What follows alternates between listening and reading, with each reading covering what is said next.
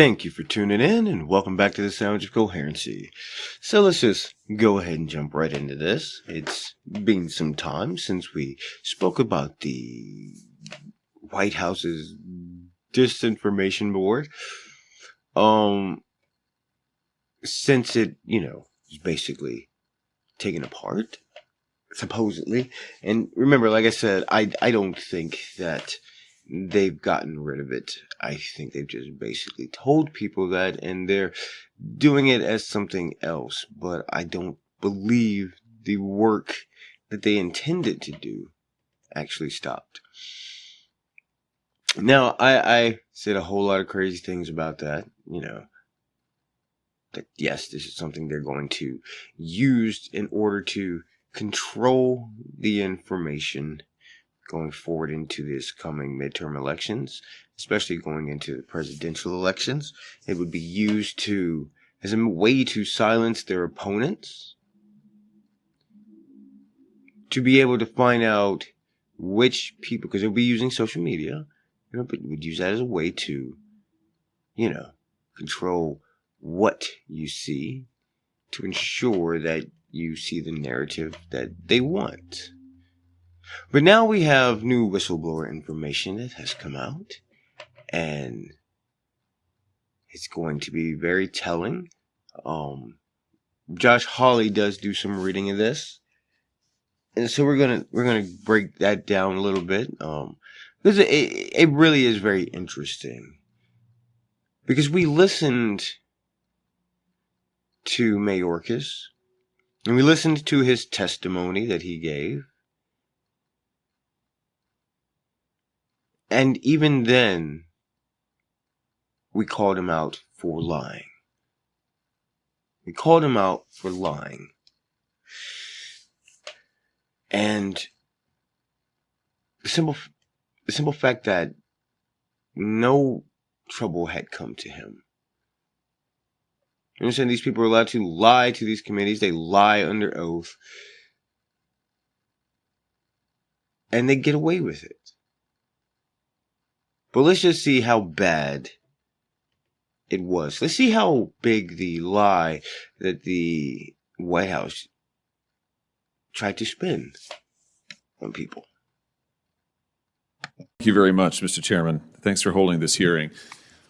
I would hope that as we discuss violent extremism, that one thing that we could all agree on is that it is wrong and dangerous for any political actor and certainly any executive administration to try to leverage the threat of violent extremism to mislead Congress, to go after political opponents, or to threaten the speech and First Amendment rights of law-abiding citizens.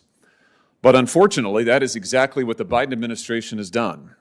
And we have new insight into that today because of the actions of a patriotic whistleblower who contacted my office along with Senator Grassley a short time ago and provided to us documents from the Department of Homeland Security relating to that agency's disinformation board that Secretary Alejandro Mayorkis testified about sitting right there just a few weeks ago. But according to the documents that I have in my hand here that Senator Grassley and I have now made public, the testimony that Secretary Mayorkis gave to this committee, under oath, I might add, was in many respects deeply misleading. Deeply misleading. And the information we've now learned about the administration's efforts to track and censor American speech is deeply shocking. And I'd like to take a moment to go through with this whistleblower, who I thank for that person's patriotism, to go through what these documents disclose. Secretary Mayorkis said that the efforts of the department with the disinformation board were new in response to my questions about whether there were documents, meeting minutes, other documents related to the disinformation board.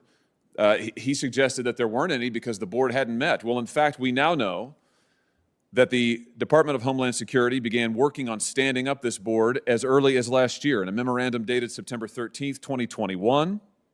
Holy frack. I want to start by saying that his testimonies were not misleading. I got to correct Senator Hawley on that one. They were straight lies. They were absolute lies. And I say this because remember, like I said, they had minutes. He just didn't want to give them to him. Because if he was, as he said, one who was solely responsible for her hiring, then he would have known many of the things that he said he didn't know. And if he didn't know those things, that means he was not involved in her hiring, and somebody told him to hire Ms. Jankowicz. But let's continue. The Undersecretary of DHS writes to the Secretary, to Mayorkis, about the need for the Disinformation Board. And here's the interesting thing. They explicitly cite domestic violent extremism as a reason to stand up the censorship board, but it quickly goes far beyond that. In the same paragraph, they talk about the need for this disinformation board to monitor and to counter so-called disinformation about the COVID vaccine, about people who are raising question about the efficacy of masks, about people who are raising questions about the origins of COVID. So, in other words, the Department of Homeland Security is contemplating a disinformation board that will track the speech of Americans and classify it as disinformation if you raise a question about the COVID vaccine, about the origins of COVID, about the efficacy of masks, which, by the way, this administration has reversed itself on numerous times. The documents go on. The disinformation board is necessary, this memorandum says, because of those who question election integrity, because of those who have questions about January 6th. So now we get to the nub of it. We see that, in fact, this disinformation board from the beginning was meant to track and go after political speech that this administration did not favor. Which is exactly what I said was going to happen. Oh, when the conspiracy, man, is no longer a theory. Wow.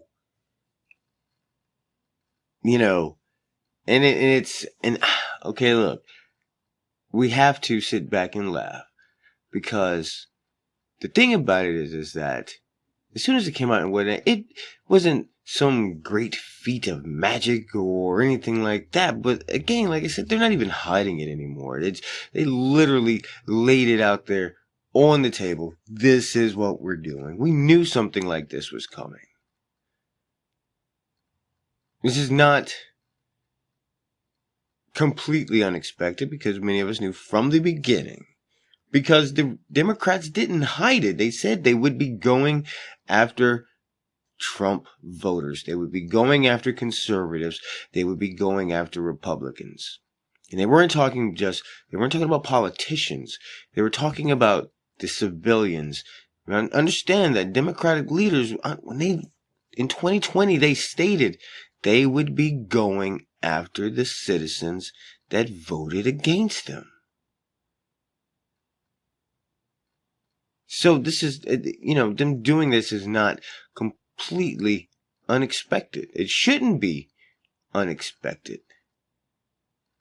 But let's continue. It's getting good. And for an executive department to do that, and frankly to mislead this committee about it, is deeply, deeply disturbing, and it's wrong. I mean, it's just plain wrong. As we look through the documents, you see that what the secretary told the committee about the disinformation board's operation is just not true. He repeatedly told this committee that the disinformation board would be just a working group. Just a working group. That's not what the documents say. There is a charter, a proposed charter, that the secretary himself signed personally on February 24th, 2022, that describes the disinformation board as having the authority to set up guidelines. It has governance authority over how the department will classify what is disinformation, over what the response to disinformation should be, over who is doing what in terms of countering disinformation, which, remember, includes questions about COVID or questions about election integrity or questions about masks. The idea that this is just a working group is frankly completely contradicted by the documents that the whistleblower turned over to us and that the secretary himself signed. And can I just say again, for the secretary to sit in that chair and tell me that he wasn't really aware of any documents related to the Disinformation Board when he has personally signed charters, when he has personally reviewed memoranda dating back months, is misleading at best. There's also information in these documents about attempted coordination, planned coordination by the Disinformation Board with the big tech monopolies. There are meeting notes here, proposed plans of actions for members of the Disinformation Board, members of the administration, to meet with big tech executives to discuss sharing information about disinformation and tracking analytics of American citizens who are using the big tech companies' platforms and engaging in so-called misinformation. This is a big tech administration alliance to track speech. It's here in the document. Listen, come on, people. How much plainer does the writing on the wall have to be? This is to all my friends on the left and people that call themselves Democrat and, all of that. Even to the people on the right that thought the Disinformation Board was something good or anything like that. I doubt there's many, if any, but I want to be fair in this statement. But to my people on the left, you have to see this. You have to look at this and say, okay, yeah, this is not right. This is not right at all. See, you might look at this and say that, yeah, for those of you that say, yeah, this is a good thing. This is a good thing. See, will be in control, will have power. Understand that once your opponent is removed, they come after you. The infighting, it will only get worse. Because now you have a hierarchy amongst yourself. Because you have to keep your way going. And the thing is once your opponent is gone, you'll be forced to live by the very rules that you want imposed upon your opponent.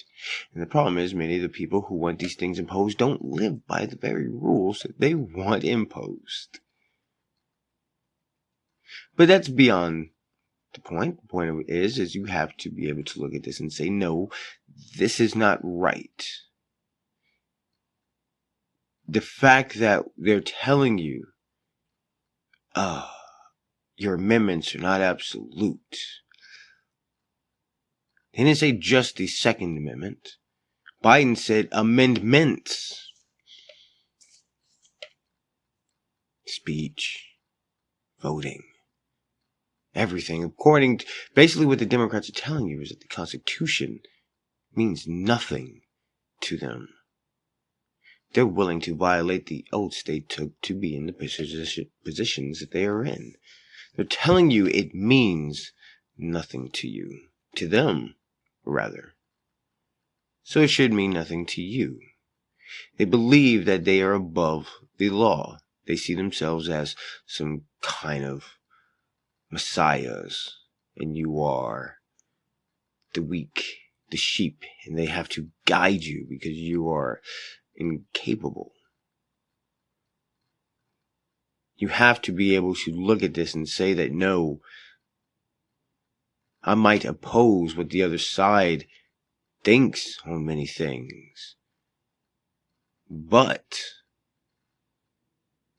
they should be allowed to voice themselves. They should be allowed to express themselves. Because hiding information from them is also hiding the information from you. This is the same kind of nonsense that goes on in China. Okay, they monitor people to keep them from talking about what happened in Tiananmen Square, the student protests,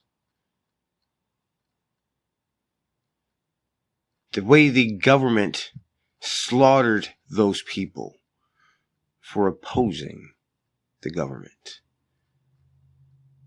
People wanted their rights. They did not like what was coming. Now that we are here these decades later, with hindsight, we can see that they knew what was happening. You know, America is supposed to oppose that tyranny, but the United States supports that now. It's how you get your cheap goods. But again, that kind of speech limiting, that blocking of information, the fact that the government feels that they should be allowed to control what you hear, see, and think, it shouldn't happen in a democracy. And the fact that the leaders on the left, the Democrats on the left, want to do that, that should tell you they are not democratic. And as a constituent, you should be highly opposed to that. Because these rules that they want to stick on the right don't just stick to the right, they stick on the left. Equal lefts and rights. So keep that in mind as we move forward, again, towards these midterm elections coming up. And don't be swayed by the free money that they will offer you that you will definitely not get. Like they did the people of Georgia. But let's make our voices heard this November and let them know that we are paying attention. But I thank you for tuning in, and we'll catch you next time.